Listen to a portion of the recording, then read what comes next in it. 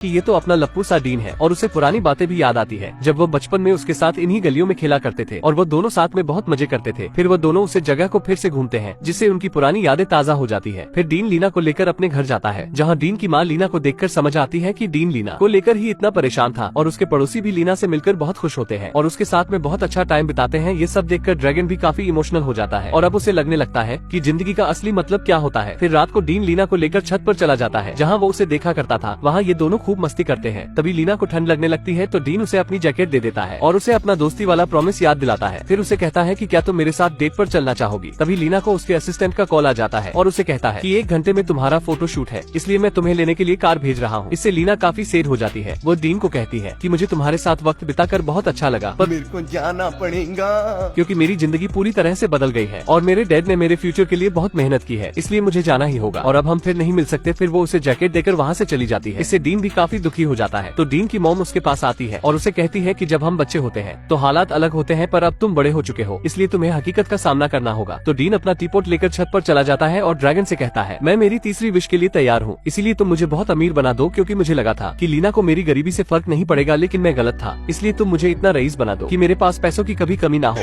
पैसा ही पैसा होगा और मुझे यकीन है कि फिर हर कोई मुझसे दोस्ती करना चाहेगा। तो ड्रैगन भी इससे दुखी हो जाता है और उसे कहता है कि एक बार और सोच ले आलू। तो डीन इसे कहता है, ये कैबी कौन रहा है, तुम तो शुरू से ही मुझे अमीरी का लालच दे रहे थे, इसीलिए तुम अब मेरी विश पूरी करो। तो ड्रैगन उसे जादू से एक जगह लेकर जाता है। वही लीना के बापू की हालत और भी खराब हो गई थी, क्योंकि अब उनकी कंपनी बर्बाद हो चुकी थी। तभी उन्हें 3 गुंडों का फोन आता है और उन्हें बताते हैं कि वो टीपॉट एक बच्चे के पास है जिसे हमने एक रेस्टोरेंट में एक लड़की के साथ देखा था, लेकिन वो हमारे हाथों से बच गया। तभी लीना भी वहाँ आ जाती है और वो अपने डैड को कहती है, आपने मुझे जिस लड़के के साथ डेट पर भेजा था वो डीन था, जिसके साथ हम बस्ती में रहा करते थे। लीना उन्हें समझाने की कोशिश करती है कि हम वहाँ कितने खुश थे, लेकिन लीना के फादर उसकी बातों पर ध्यान नहीं देते और समझ जाते हैं कि वो टीपॉट डीन के पास है। इसलिए वो तीनों गुंडों को अपनी कंपनी के बाहर बुला लेते हैं और उनके साथ डीन के घर जाने के लिए निकल जाते हैं। ये देखकर लीना भी समझ जाती है ये गड़बड़ है बाबा कि उन गुंडों के माई बाप और कोई नहीं बल्कि उसकी डैड ही है। दूसरी तरफ ड्रैगन अपने जादू से डीन को बताता है कि जब मैं इंसान था तो मैं एक राजा के घर पैदा हुआ था, जिससे मैं बचपन में ही समझ गया था कि दौलत ही ताकत है और मैंने तय किया कि मैं और ज्यादा अमीर बनूंगा और कोई मुझे रोक नहीं पाएगा। इसलिए मैंने अपनी प्रजा से बहुत काम करवाया और अपनी बेटियों की शादी भी सबसे बड़े घराने में की, ताकि मेरे राज्य की ताकत बढ़ सके।